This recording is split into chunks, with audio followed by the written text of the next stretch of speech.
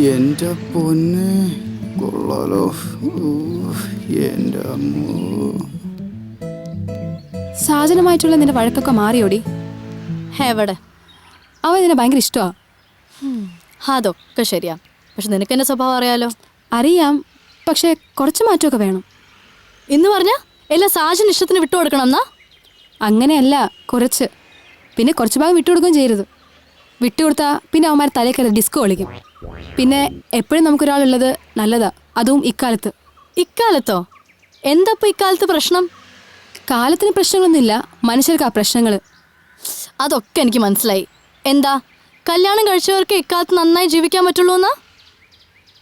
അതൊക്കെ നമുക്ക് ഈ പ്രായത്തിൽ തോന്നുന്നതാ. ഈ സ്നേഹം പ്രേമം എന്നൊക്കെ പറഞ്ഞ ഒരു ടൈം പീരീഡ് ഉണ്ട്. അത് കഴിഞ്ഞാൽ പിന്നെ ആ സ്ഥാനത്ത് ആളെ കിട്ടാതെ ആവും. എനിക്കോ? നീ എന്താ കരുതിയത് ഇവൻ പോയി കഴിഞ്ഞാൽ എന്റെ ജീവിതത്തിലേക്ക് ആരും വരില്ല എന്നാ? അതൊക്കെ ചുമ്മാ നിന്റെ തോന്നലാ. പിന്നെ ആര് വരുമെന്നാ? എടി, നിനക്കറിയോ എന്റെ പുറകെ എത്ര പേരുണ്ടെന്ന്? ഇപ്പൊ ഒരു കണ്ണടിക്കാരൻ മാത്രമേ ഉള്ളൂ.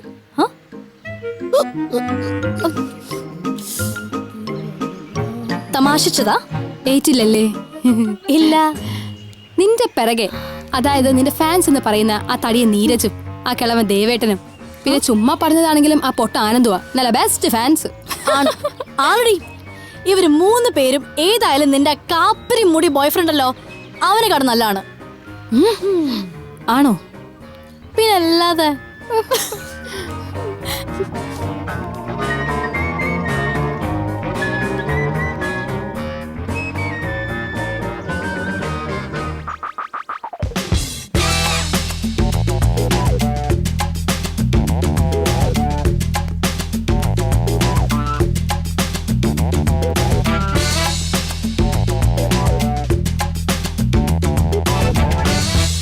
റോയ്ച്ച, ഈ സ്മഗ്ലിങ്ങിനെ കുറിച്ച് റോയ്ച്ചന് എന്താ അഭിപ്രായം?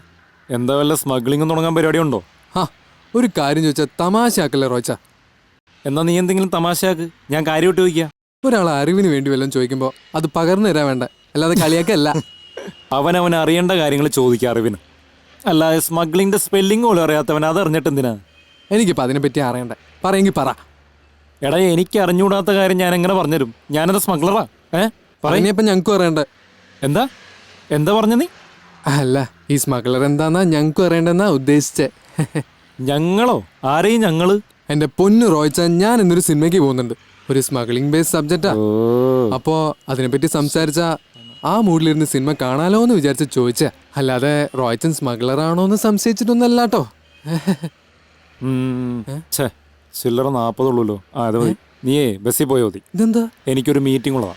അപ്പൊ എന്നെ കോഫി ഷോപ്പിൽ വിടാന്ന് പറഞ്ഞിട്ട്? അങ്ങനെ ഒരു സഹായം ചെയ്യാന്ന് വിചാരിച്ചതാണ് ഞാൻ ചെയ്ത തെറ്റ്. നിന്നെ വിട്ടിട്ട് പോയാലേ എനിക്ക് അവിടെ മീറ്റിംഗിൽ പോയിരുന്ന് സ്മഗ്ലിങ്ങിനെ കുറിച്ച് വിവരിക്കേണ്ടി വരും. കേട്ടാ? അയ്യോ റോയ്ച്ച, ഓ സിനിമയ്ക്ക് പോകാനുള്ള പൈസ ചോദിച്ചില്ലല്ലോ റോയ്ച്ച. സാറയുടെ 10 കഴിഞ്ഞ് 30, 20, 50 രൂപയുണ്ട്, ഞാനും ഉണ്ട്.